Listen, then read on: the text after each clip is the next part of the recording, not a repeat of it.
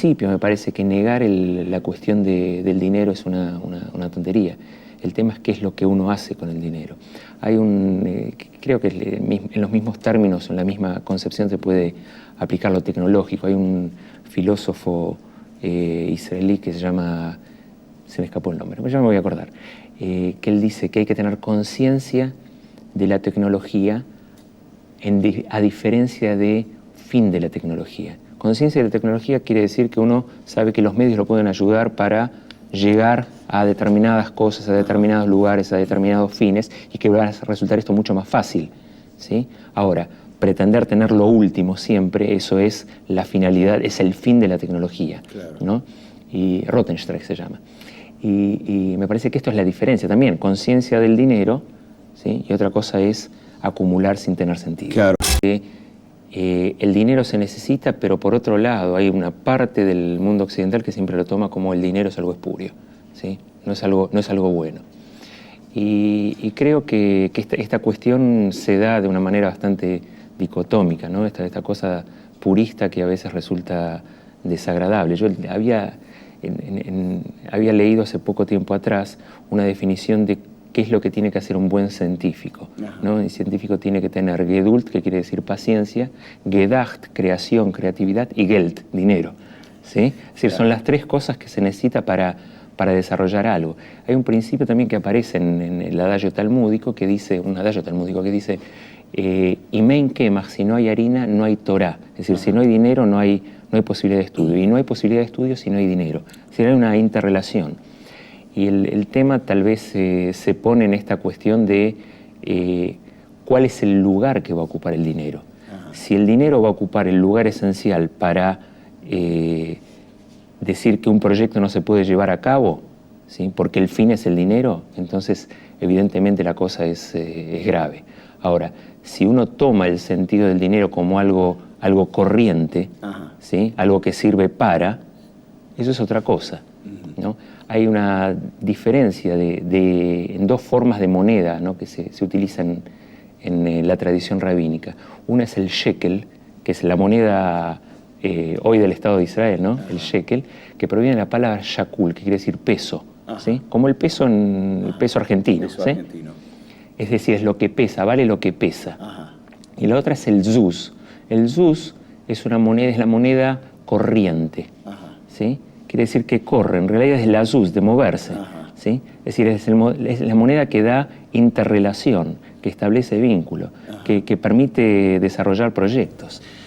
A la gente le angustia no la cuestión del dinero, sino la falta de trabajo, ¿sí? Es decir, no ser productivo en la vida, no tener un hacia dónde ir, saber que te levantas a la mañana y están todas las puertas cerradas. Eso es lo que a la gente le angustia. No es la cuestión específica del dinero, ¿no? El dinero angustia en la medida en que uno no pueda poner el plato de comida en su casa. Dinero, negocio y comercio, ¿no? Pensar en esas alternativas. Negocio muchas veces se define como negar el ocio, ¿no? Es decir, es una actividad. Comercio, siempre mi papá me decía, comercio es comerse, hay que tener cuidado, ¿sí? Cuando la cosa se transforma en densa y no en un espíritu de relación, deja de ser negocio para pasar a ser comercio.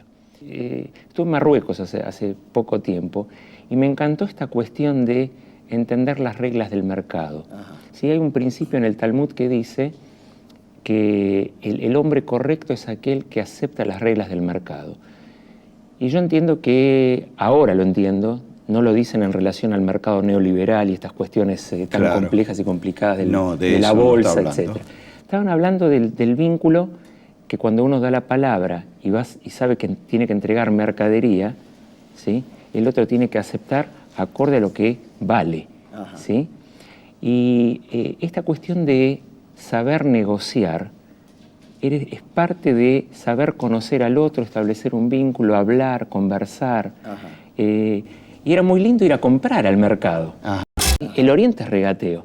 Claro. Y es un encanto de regateo. Más allá de los judíos, digamos. Todo el mundo semita, claro, si cuando vos querías pagar, esto me llamó la atención, que si querías pagar un objeto, te decían, no, vamos a... Es verdad, y esto no era chiste, vamos a regatear.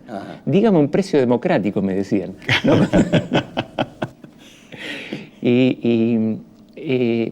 Tal vez el problema es ahí cuando se estereotipa la cuestión en donde se pone el judío con el dinero.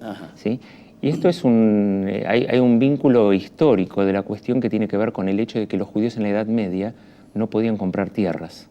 Les era prohibido comprar tierras. Entonces tenían que tener algún tipo de mercadería que fuese transitable y llevable de un lado al otro, ¿no? Ese era el dinero. Hay un desarrollo intelectual por parte del judío que también tiene que ver con una cuestión histórica. ¿Sí? Creo que el tema tanto de la ciencia como el dinero eran elementos que podían trasladarse. Claro. ¿No? Entonces, esto se transformó en algo característico de la vida judía. Los judíos nunca se vinculó, por lo menos en la época desde el medioevo para adelante, en la Edad Antigua, a la cosa monástica. No existían votos de pobreza.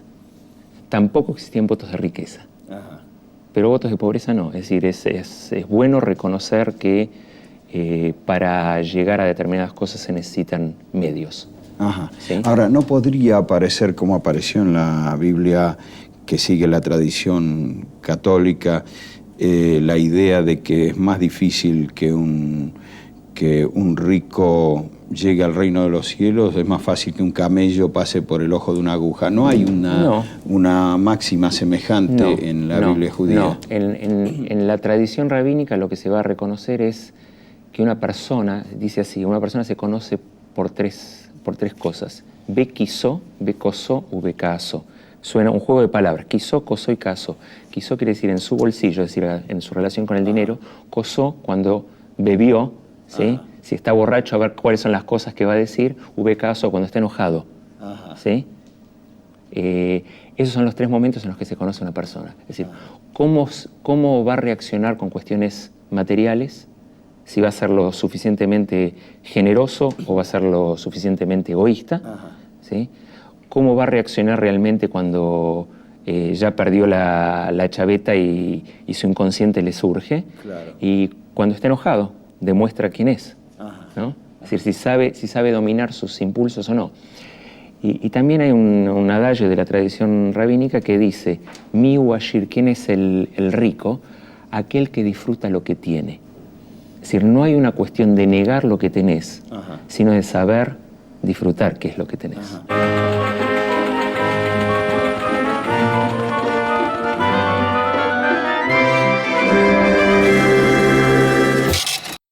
Como hace un hombre religioso para cortar entre Shabbat y el resto de la semana. La idea de Shabbat, ¿sí? La palabra Shabbat, que es traducida como sábado, proviene de la palabra lashuv, volver, retornar. Es decir, retornar a todo aquello que la cotidianeidad te lleva de manera rápida y a veces con una aceleración tal que uno tiene que detenerse y mirar, ¿sí? Como entendiendo la vida como una obra de arte.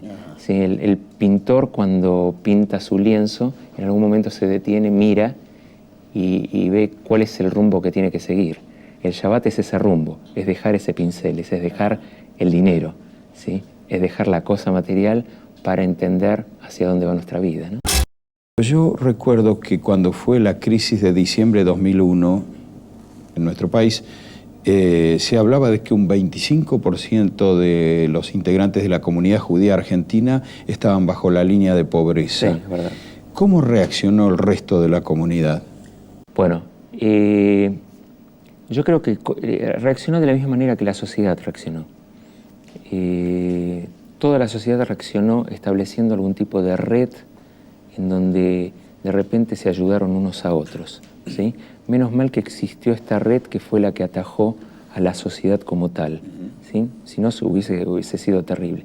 El grave problema es que de repente esa red empezó a dar lugar o a hacer descubrir que por ahí no se necesitaba el Estado, ¿no? Esto era lo grave. ¿Sí? Los vínculos políticos empezaron a ser totalmente diferentes, distintos, y hasta el que se vayan todos, ¿no? Y ahí es donde creo que la gran crisis se produjo ahí. Ahora, yo he escuchado muchas veces el comentario: ustedes los judíos son distintos porque se ayudan, y no estoy muy seguro de que el comentario sea un elogio. Casi parece decir: ustedes se ayudan a ustedes y no ayudan a los demás. No, creo que... sí, muchas veces se utiliza esto. Yo una vez escuché también alguien de un un religioso de otro credo, ¿no? Me decía, a mí me educaron sabiendo que si atacan a un judío, el resto lo defiende, ¿sí? Yo creo que eso es una imagen demasiado corporativa. Ajá. Existe un punto hoy en la sociedad argentina en donde todos podemos ayudarnos a todos y entender que desde la particularidad o la singularidad podemos enseñarnos todos a todos cómo construir una sociedad mejor, ¿no? Entonces es bueno esto, aclarar este punto, Jorge, que traes, ¿no? Que muchas veces no es un elogio esta cuestión de se ayudan, ¿sí? Se ayudan es dejando de lado a otros. No, no es así. ¿Se puede ser un millonario y un líder religioso en la comunidad judía? O se puede de todo, pero en realidad, a ver, uno no puede... no sé, ¿sabes que no sé? Nunca lo pensé en esos términos. Por lo menos no hay muchos ejemplos a mano, ¿no? No conozco. Uh-huh. Vos no sos millonario, líder religioso. Sí, en realidad soy millonario porque tengo millones de... Como decía Roberto Carlos, un millón de amigos, ¿no? Un millón de amigos.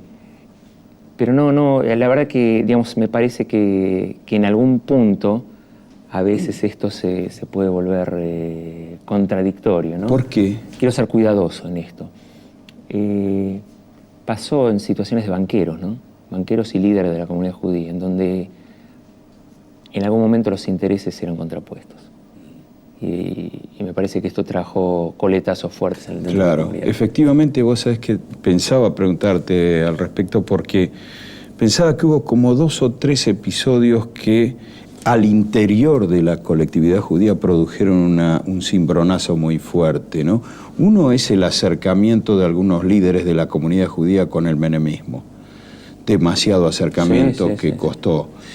Segunda cosa, la quiebra del Banco Mayo, o ligada a ello, y el tema de la AMIA misma. Digo, produjo una especie de quebradura dentro de la comunidad, alejando unos sectores de otros. Demostró de alguna manera algunas cosas que eran difíciles de resolver dentro de la comunidad judía. Sí, creo que la bomba de la AMIA hizo una explosión externa y un dolor terrible, y a su vez una explosión interna, ¿no? Produjo una explosión interna en donde hubo una crisis de liderazgo. Era difícil pensar si se podía estar a la altura de la situación, pero en realidad demostró que la altura de la situación era tan baja que era difícil acercarse a ello, ¿no? Claro, pero digo, cuando se sumaron las 3 cosas, porque no fue una aislada, ¿no? No, claro. Supongo que ahí dejó como una herida abierta, ¿no? Tal vez. Sí, de todos modos, me parece que hay que destacar muchas veces el vínculo de la comunidad con el poder, y esto es lo que siempre tiene que estar en un estado de duda o de sospecha, ¿sí? Es decir, me parece que comunidad y poder, religión y poder, son cosas que no son compatibles. Es ahí donde no se puede juntar. Sí, donde no son compatibles. Daniel, tiene que tener un estado de independencia real y un estado crítico real. Daniel, ¿de qué vive un rabino? Un rabino recibe un sueldo de la congregación, de su congregación, que le permite sentirse tranquilo en la tarea que debe hacer. O sea que no es el dinero un tema que lo preocupe. No es el dinero, es el dinero y la ayuda a la congregación, porque parte de mi tarea es también a que la congregación pueda tener el dinero para mantenerse constantemente, ¿sí? Para que puedan realizarse obras, para que puedan educarse chicos, para que se pueda dar de comer gente. Que esto es una tarea conjunta que realiza la congregación y el rabino, ¿no? Pero fundamentalmente la tarea del rabino es la tarea de un maestro, ¿sí? No de un líder religioso, de un maestro, ¿sí? Y es, los honorarios son en función de ser un maestro. ¿Pensás en dinero vos como un tema individual tuyo? A veces pensás, a veces te preocupa cómo organizás tu economía, tu plata. Soy bastante dejado en eso. Soy... ¿Quién administra en tu casa? Es una buena pregunta, pues ninguno. Ese es el problema. Ninguno. O sea que son varios los que no quieren saber. Claro, pero me parece que esto tiene que ver con un tema de herencia. Mi bisabuelo había ganado un premio literario en Polonia y lo habían pagado con una chequera, ¿no? Entonces el hombre no sabía cómo relacionarse con la chequera. Entonces le preguntó al que le dio el premio, ¿cómo es esto de la chequera? Y le dijo, bueno, usted pone la cifra y va dando. Entonces mi abuelo iba repartiendo cheques por todos lados. Entonces lo llamaron del banco y le dijeron, está en rojo. Le preguntó, ¿qué quiere decir en rojo? En rojo quiere decir que nos debe. Entonces agarró un cheque, lo llenó y se los dio. Fantástico. O sea que desde ahí viene un malentendido con el dinero. Y cuando vos escuchás la frase, el tiempo es dinero, ¿qué pensás? No, me siento incómodo. El tiempo es tiempo. El tiempo es santidad. Y me parece, hay una idea de un rabino, un gran maestro que se llamó Abraham Yoshua Heschel, que él decía que debemos diferenciar la tendencia de la religión del espacio y de la religión del tiempo, ¿no? Entonces él decía, lo ideal en el judaísmo es ser o construir una religión del tiempo. El Shabbat es religión del tiempo, ¿sí? Es santificar el tiempo y entender que el tiempo es un palacio. Bueno, para cerrar, tu apellido es Goldman. Sí. O sea, en inglés sería hombre de oro. Sí, en yiddish, en alemán. También. Sí, también, Goldman. ¿Y qué hace un hombre de oro? Seguramente en la tarea religiosa? Alguien habrá trabajado, algún antepasado mío, habrá trabajado en la cuestión de oro. ¿Sí? En mi familia tenemos un chiste, que lo nuestro es enchapado. ¿Sí? Pero me parece que hay que pensar también en que nuestros antecesores, lamentablemente, fueron los constructores del becerro de oro, ¿no? Que era dinero fundido o era oro fundido y no oro forjado, ¿no? Y me parece que hay una diferencia muy grande. Fundir es colocar en un molde, forjar es saber cómo labrar la cosa para darle forma, ¿no? Daniel, muchas gracias. Un placer.